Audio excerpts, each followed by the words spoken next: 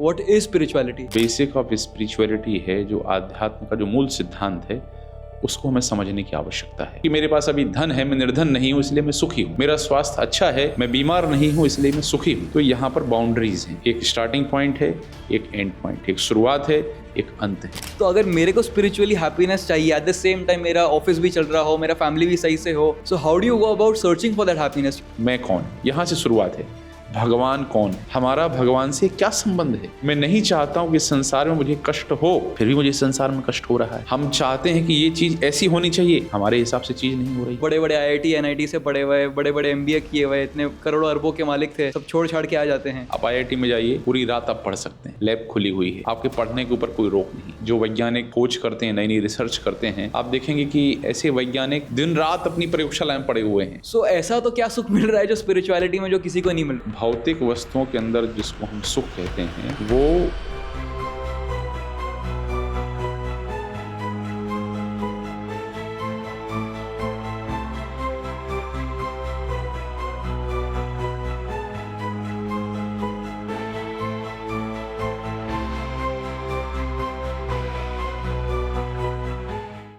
हरे Krishna.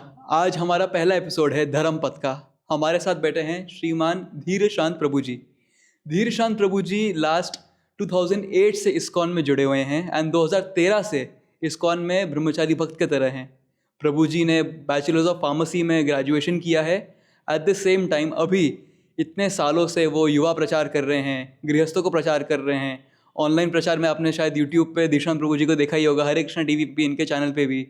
And प्रभु जी का भागवत कथा तो बहुत फेमस है ही। प्रभु ऑल ओवर इंडिया भागवत कथा भी करते रहते हैं एंड हज़ारों के लोग में संख्या में प्रभु के पास लोग आते हैं भागवत कथा सुनने के लिए। साथ ही साथ प्रभु अभी यूथ प्रीचिंग में हॉस्टल प्रीचिंग भी करवाते हैं। Eight the same time schools भी रन कर रहे हैं अभी धीरे धीरे चालू करके। सो प्रभु जी का बहुत ही वाइड प्रोफाइल है। At the same time he tries to explain spirituality highest level से लेकर एकदम लोएस्ट लेवल के लोग को भी। सो प्रभु जी बहुत ईजिली सबसे घुल मिल भी जाते हैं। सबसे बड़ा प्रभु जी का जो एक USP है या एक प्लस पॉइंट है उनका विनम्रता। जैसा उनका नाम है धीर शांत, वैसे ही प्रभु जी का स्वभाव भी है। तो आज हम लोग अपना धर्म पथ प्रोग्राम चालू करते हैं। हरे कृष्णा प्रभु। हरे कृष्णा जी। सो प्रभु, I had a few questions. मेरे को आपसे एक क्वेश्चन था। आज का हमारा टॉपिक रहेगा मेनली आध्यात्म क्या है, व्हाट इज स्पिरिचुअलिटी। सो इसके बारे में मेरे को आपसे जानना था। आध्यात्म क्या है? एक्चुअली ये जो शब्द है आध्यात्म, अनेक सारे शब्द हैं जिनका बहुत उपयोग किया गया, जैसे धर्म है, आध्यात्म है, धर्म निरपेक्षता है, ऐसे बहुत सारे शब्द हैं, योग है। तो ये शब्द बड़े प्रसिद्ध हैं, लेकिन कई बार इन शब्दों का सही सही अर्थ हम लोग नहीं समझ पाते हैं। और इसके चलते क्या होता है कि सही तरीके से उसका अर्थ ना समझ पाने के कारण हमें उसकी सही समझ नहीं हो पाती। तो जैसे उदाहरण के तौर पर हम जब बात करते हैं शारीरिक का अर्थ होता है जो शरीर से संबंधित है। जैसे लोग जिम जाते हैं, कोई खेल खेलते हैं, कोई आसन करते हैं जो उनके शरीर को फिट रखता है, तंदुरुस्त रखता है।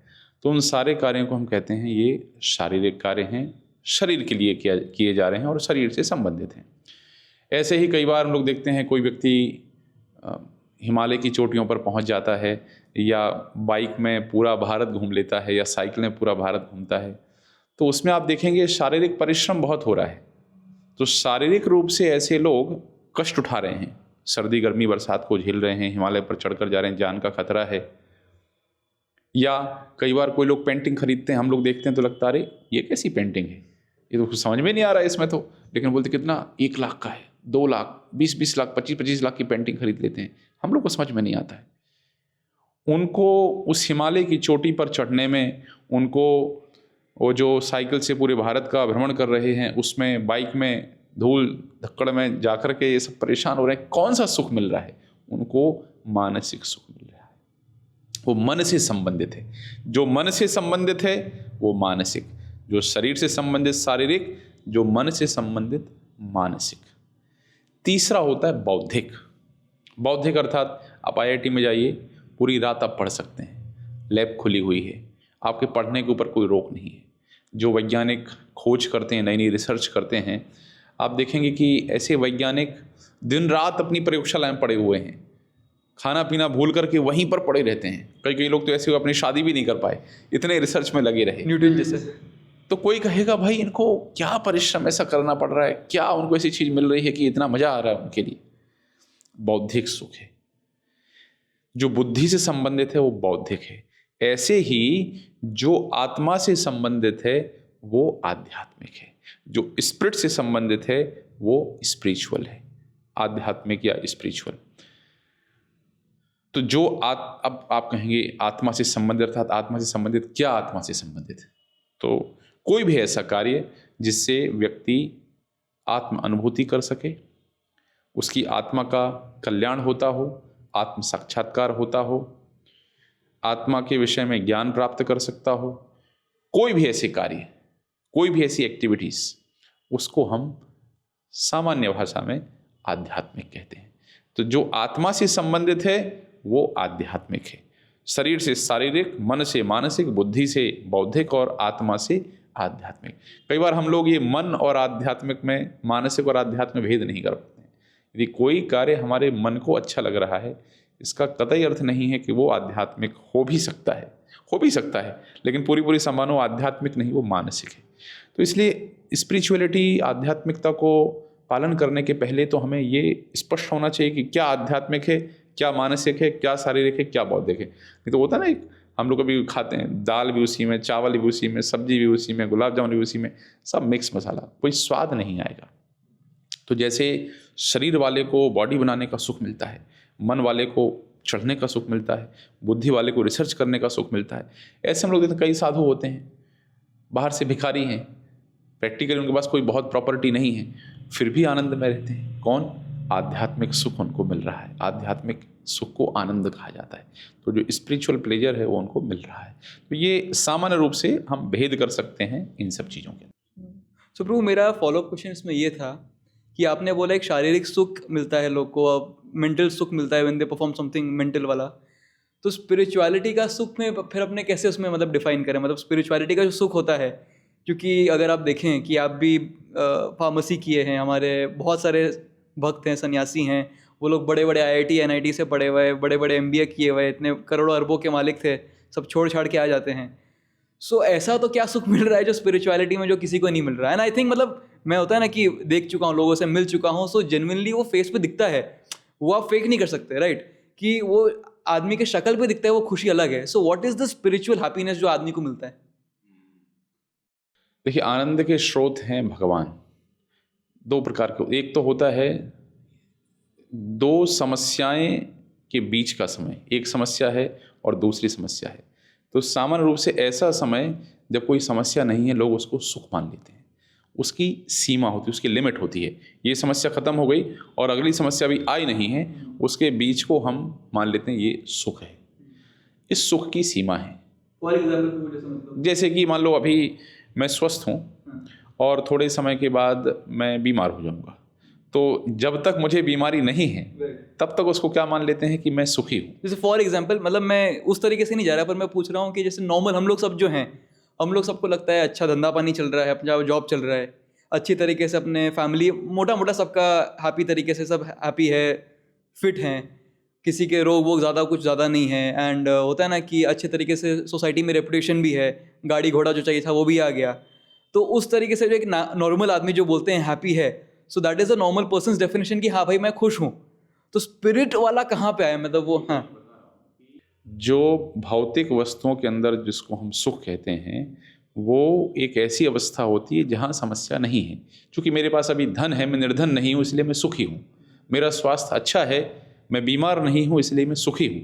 तो यहाँ पर बाउंड्रीज हैं, एक स्टार्टिंग पॉइंट है, एक एंड पॉइंट, एक शुरुआत है, एक अंत है। अब आध्यात्मिकता में क्या है? आध्यात्मिकता में जो लिमिटलेस है, जिसकी बाउंड्रीज नहीं है, जो इटर्नल है, जो हमेशा चलने वाला है, जिसका ना आदि है ना अंत है, इस प्रकार का सुख किसी व्यक्ति को प्राप्त हो जाए, इस प्रकार के सुख को आध्यात्मिक सुख, और जिसको हम आध्यात्मिक आनंद कहते हैं, उसको कहा जाता है। जैसे कि बहुत सारे साधु महात्मा होते हैं, फक्कड़ बाबा, कोई धन संपत्ति नहीं, लेकिन उनका परम सुखी हैं वो।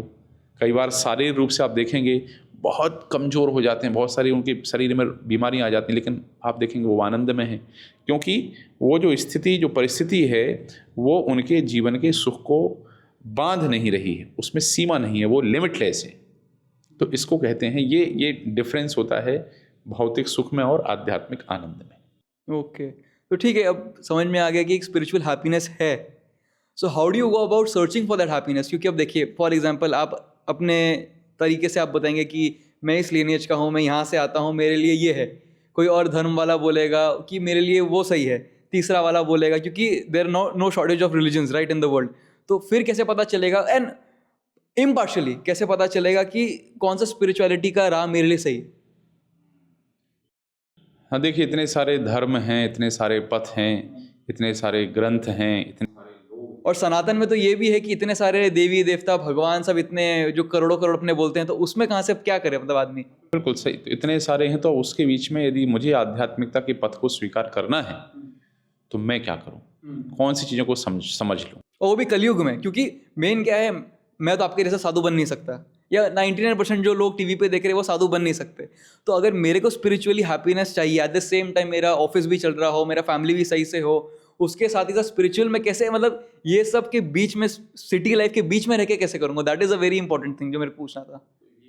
हमें जो बेसिक ऑफ स्पिरिचुअलिटी है, जो आध्यात्म का जो मूल सिद्धांत है, उसको हमें समझने की आवश्यकता है। हमारे आचार्य हुए श्री रूप गोस्वामी जी। रूप गोस्वामी जी ने ये सारी आध्यात्मिकता को 3 शब्दों में समझाया है, जो हर एक व्यक्ति को जो स्पिरिचुअलिटी सीखना चाहता है, स्पिरिचुअलिटी में आगे बढ़ना चाहता है, उसको ये 3 सिद्धांत समझना बहुत। फॉर एनी रिलीजन, कोई रिलीजन का व्यक्ति हो, कोई धर्म का, किसी उम्र का कोई भी व्यक्ति हो, सबके लिए 3 सिद्धांत। एक हमारे यहाँ कहावत है, मुहावरा, गागर में सागर भरना। मतलब समुद्र के जल को आपने एक छोटे से बर्तन में भर दिया, गगरी कहते हैं उसको, समराइज कर दिया।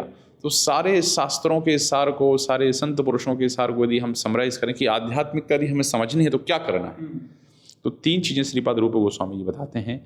वो कहते हैं, पहला है संबंध। सबसे पहला काम जो हमें स्पिरिचुअलिटी में करना होता है, प्रैक्टिकली आध्यात्मिकता में, भक्ति मार्ग पर, वो है संबंध को पहचानना, संबंध को जानना। और ये हर जगह आवश्यक है, सिर्फ आध्यात्मिकता में नहीं। आप ऑफिस में भी जाते हैं तो पहले आपको वहाँ समझना पड़ेगा कि यहाँ मैं क्यों हूँ, कौन सी मेरी पोस्ट है, क्या मुझे काम करना, हमारे बॉस कौन है, जो भी एक दूसरे से संबंधित चीज़ें हम उसको जानते हैं। तो ऐसे ही जब आध्यात्मिकता में हम आते हैं, आध्यात्मिकता में आगे बढ़ना चाहते हैं, तो सबसे पहले होता है संबंध। अब जब भी संबंध की बात आएगी तो 2 लोग आएंगे। तो संबंध में एक जीवात्मा भगवान, या ब्रह्म परम ब्रह्म, आत्मा परमात्मा।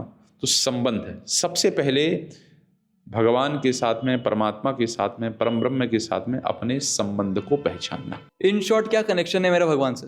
हमारा भगवान से क्या संबंध, क्या रिश्ता है, मतलब सिंपल क्या रिश्ता है, उसको सबसे पहले जानना है। क्योंकि जैसे आप उस संबंध को जानेंगे तो इसको कहते हैं संबंध तत्व। जैसे आप संबंध को जान जाएंगे, उसके बाद अगला जो स्टेप आता है वो होता है अभिधेय। अब मैं जान गया कि इस कंपनी में मैं मैंने आईटी इंजीनियर के रूप में यहाँ मैं शामिल हुआ हूँ, ज्वाइन किया है, और ये हमारा संबंध है कंपनी से। तो फिर अगला आता है, भैया अब हमारा काम क्या है, कौन से प्रोजेक्ट में हमें काम करना है, या फला ऑफिस में मैं एज अ सब इंस्पेक्टर मैंने ज्वाइन किया है, तो फिर कौन सा थाना हमारा है, कौन से केसेस हमें देखने हैं। तो संबंध पता चल गया। अच्छा, जिसने जैसा संबंध को पहचाना वैसे मार्ग को उसने चुना। जैसा संबंध को पहचाना, जिसने संबंध को पहचाना कि मैं यहाँ पर सब इंस्पेक्टर हूँ, उसने उस तरीके से काम किया। जिसने पहचाना मैं यहाँ पर as a assistant sub inspector हूँ, उस तरीके से काम किया। या फिर जिसने पहचाना कि हम यहाँ पर कांस्टेबल हैं, हेड कांस्टेबल हैं, उसने वैसे काम किया। तो जिसने जैसा संबंध, हाँ, कोई चाय देने आ सकता है, कोई इलेक्ट्रिकल काम करने आ सकता है, हाँ, तो सब, भले पुलिस स्टेशन वही है, भले कंपनी वही है, कुछ भी हो, हाँ, तो उसमें रोल्स बहुत सारे हैं। तो ये आपके कनेक्शन के ऊपर। इसलिए सबसे पहले स्पिरिचुअलिटी में पहला स्टेप है कनेक्शन हमें पता करना है कि हमारा कनेक्शन क्या है। अब जब कनेक्शन पता चल गया तो ये कनेक्शन को पक्का कैसे करना है। चलो पोस्टिंग तो हमें मिल गया सब इंस्पेक्टर, लेकिन हमें अपनी रिस्पॉन्सिबिलिटीज़ को फुलफिल कैसे करना है। क्या करूँ मैं, कितने बजे थाने में आना है मुझे, कितने बजे जाना है, कैसे केस हैंडलिंग करनी है, कैसे डायरी लिखनी है, या कैसे मुझे कोडिंग करनी है, कैसे जो भी चीज़ें करनी हैं, या घर में कोई स्त्री आती है तो अब मैं बहू बन के तो आ गई, लेकिन मुझे वहाँ पर क्या करना है ताकि सास ससुर से, पति से हमारा संबंध और पक्का हो, उसको कहते हैं अविधेय। किस मार्ग का चुनाव हमें करना है, कौन सी ट्रेन से हमें जाना है, कौन सी फ्लाइट से हमें जाना है, कौन से मार्ग से हमें जाना है, इसको कहते हैं अविधेय। तो फिर अविधेय, जिसने जैसे संबंध जाना उसने अविधेय का वैसा पालन किया, उसने उस मार्ग को चुना। तो इसी में कोई कर्म योगी है, कोई ज्ञान योगी है, कोई ध्यान योगी है, कोई भक्ति योगी है, इत्यादि इत्यादि जो भी गीता में योग के वर्णन है वो सब आता है। और अब ये सब जो हम कर रहे हैं, मार्ग पर चल रहे हैं, तो अगला प्रश्न आता है कि भाई डेस्टिनेशन क्या है, क्यों इतनी परिश्रम करनी, क्यों इतनी गदाहमाली करनी है, क्यों त्याग तपस्या ज्ञान ये सब करना क्यों है, तो डेस्टिनेशन क्या है। तो कई लोग कहते हैं कि नहीं आप एक ही जगह पहुंचेंगे, नहीं, वहाँ पर जाकर के आपको क्या अनुभूति होगी। तो इसको मैं और सरल शब्दों में कहूँ कि spirituality is like tourism. Tourism कैसे टूरिज्म, एक स्टार्टिंग पॉइंट है हमारा, यहाँ से हमें शुरू करना है। तो वो सबके लिए क्या है, भौतिक संसार, जिस संसार में हम हैं, और एक हमारा एंड पॉइंट है जहाँ हमें पहुँचना है। तो ये डेस्टिनेशन, जिसने जैसे संबंध को समझा, वो डेस्टिनेशन, किसी को वैकुंठ में जाना है, किसी को ब्रह्म में लीन हो जाना है, किसी को भगवान शिव के लोक में जाना है, किसी को स्वर्ग लोक में जाना है, किसी को नरक में जाना है, किसी को यहीं रहना है, डेस्टिनेशन पॉइंट उनका। और जो डेस्टिनेशन पॉइंट है वो डिपेंड करता है कि आपने कौन से मार्ग को चुना है। जिस मार्ग को आपने चुना है, फ्लाइट से जा सकते हैं, ट्रेन से जा सकते हैं, घूम के जा सकते हैं, यहाँ से जहाँ से जाना वहाँ से जाओ, लेकिन जाओगे जिस मार्ग को चुनोगे वहीं पहुँचोगे। दिल्ली की फ्लाइट में बैठोगे दिल्ली जाओगे, बम्बई की फ्लाइट में बैठोगे बम्बई जाओगे, कलकत्ता की फ्लाइट से कलकत्ता जाओगे। और फिर जो प्रयोजन है, आप वहाँ पहुँच के क्या एक्सपीरियंस कर रहे हैं, वहाँ जाके अनुभूति आपको क्या होती है। स्वर्ग में जाओगे वहाँ की अनुभूति, नरक में जाओगे वहाँ की अनुभूति, भगवान के धाम में जाओगे वहाँ की अनुभूति, ब्रह्म में लीन हो जाओगे वहाँ की अनुभूति। एक्सपीरियंस क्या कर रहे हैं आप। सो वहाँ पे जाके भी कुछ एक्टिविटी होता है ऐसा? वहाँ पे जाके आपको एक्सपीरियंस तो होता है ना, वहाँ आप क्या एक्सपीरियंस कर रहे हैं। फॉर एग्जाम्पल आप पहुँच गए कोलकाता, अलग एक्सपीरियंस है आपका, दिल्ली पहुँचे अलग एक्सपीरियंस है, बॉम्बे पहुँचे अलग एक्सपीरियंस है, शिमला पहुँचे अलग एक्सपीरियंस है।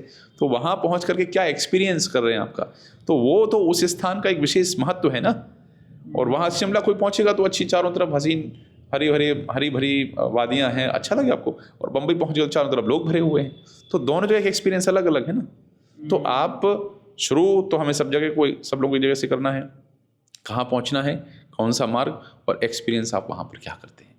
तो ये इस तरीके से हम जो है समझ सकते हैं कि संबंध तत्व, अविधेय तत्व, प्रयोजन तत्व। भगवान से संबंध क्या है, उस संबंध को जोड़ने का मार्ग क्या है, और फिर उस मार्ग से पर हम चलें तो अल्टीमेट हमारा डेस्टिनेशन क्या, हमें क्या मिलेगा।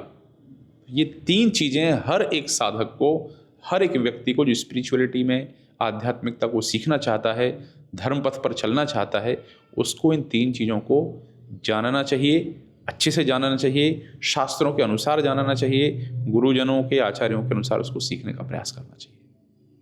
परफेक्ट ब्रो, इतना तो मेरे को समझ में आ गया कि whatever we are striving for, पहले उसके बारे में जानना है, पहले कनेक्शन बिठाइए, क्या आपका ऑब्जेक्टिव है, और फिर जो करोगे उसके हिसाब से क्या मिलेगा। फॉर एग्जाम्पल अगर किसी को इंजीनियर बनना है तो उसको पहले पता होना चाहिए कि इंजीनियर का रोल क्या है, फिर इंजीनियरिंग कैसे करना है, फिर कैसे वहाँ तक पहुँचोगे, या फिर राइट। तो आईआईटी में जाना है, उसके लिए एंट्रेंस लिखना पड़ेगा, ये होगा वो होगा। फिर आईआईटी में जाने के बाद आपका क्या होगा, प्लेसमेंट मिलेगा गूगल में, इतने करोड़ का सैलरी है, इतना प्रोजेक्ट्स में आपको काम करने मिलेगा।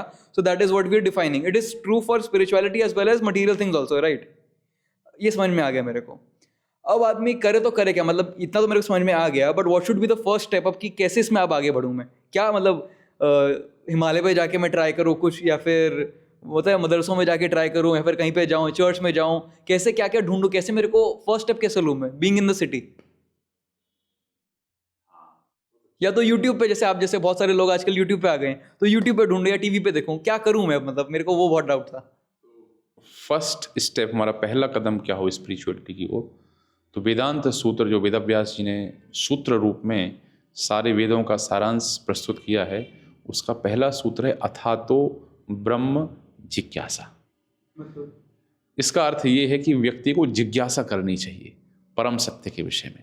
जब तक ये इनक्विजिटिवनेस नहीं आएगी, जैसे किसी व्यक्ति के अंदर जिज्ञासा नहीं है कि मुझे पढ़ाई करनी है, आईआईटी में जाना है, ये जिज्ञासा नहीं आएगी तो ना वो ये जानने का प्रयास करेगा क्या होता है वहाँ पे, कैसे एग्ज़ाम होते हैं, कैसे पास करते हैं, कुछ नहीं होगा। तो सबसे पहला है जिज्ञासा करना। इसलिए जो व्यक्ति कोई भी आध्यात्मिकता के मार्ग को चुनना चाहते हैं, सबसे पहले है जिज्ञासा। और जिज्ञासा से तो हर बात की शुरुआत है। बड़ी बड़ी खोजें जो हुई, यदि हम लोग सुनते हैं कि वो सेब फल नीचे गिर रहा था तो उसने सोचा नीचे क्यों आया, ऊपर क्यों नहीं गया। जिज्ञासा से सिद्धांत की खोज हुई। सोचा ही नहीं होगा, मतलब सेब फल तो सोचा नहीं नीचे होगा। ऊपर आसमान में इतने सारे तारे होते हैं, जब एक व्यक्ति उस आसमान के नीचे सोता है, उतने सारे तारों को देखता है, चंद्रमा को देखता है, तो उसके अंदर जिज्ञासा ही क्या है यहाँ पर। तो आध्यात्मिकता में भी सबसे पहला जो सिद्धांत है वो जिज्ञासा है। तो हमें जिज्ञासा करनी चाहिए। क्या जिज्ञासा करनी चाहिए?